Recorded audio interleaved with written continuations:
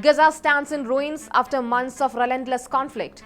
Tens of thousands have lost their life, and nearly the whole population has been uprooted. Hospitals are barely standing, homes lie in rubble, and farmland has been wiped out, leaving people struggling with hunger and despair. Restoring Gaza will take more than rebuilding structure. Experts say that it will take generations to rebuild lives and hopes. Thousands of Palestinians are rushing back to northern Gaza as Israeli forces pull back following the ceasefire deal that paused the two-year conflict with Hamas.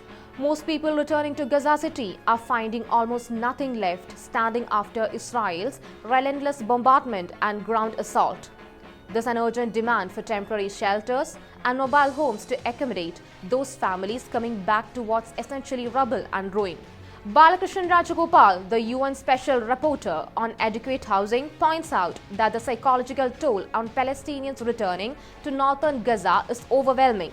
In a recent interview with Al Jazeera, Balakrishnan Rajagopal stressed that Israel must let tents and caravans get into Gaza without delay. Although these tents were supposed to be sent into Gaza during a ceasefire earlier this year, the vast majority were prevented from entering because of Israel's blockade. The UN experts stressed that without Israel easing its control over the entry points, even delivering basic aid and relief to the people in Gaza just isn't possible. Rajagopal emphasized that the widespread destruction of homes, forcing residents out, and making entire neighborhoods unlivable are key ways genocide is being carried out in Gaza. He compared the current situation in Gaza to Nakba, the mass displacement and ethnic cleansing that took place when Israel was established in 1948. The UN estimates that almost 92% of all homes in Gaza have been either damaged or completely destroyed since the war started. Thousands of people are now living in makeshift tent cities and overcrowded shelters where sanitation is poor and access to clean water is extremely limited.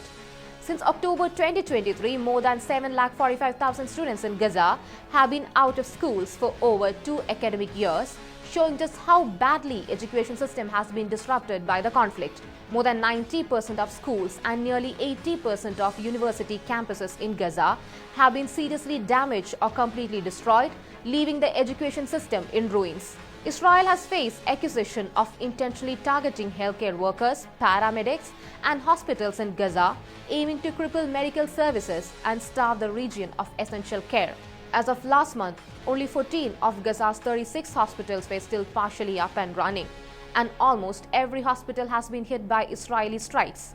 The environmental damage from the conflict has been catastrophic.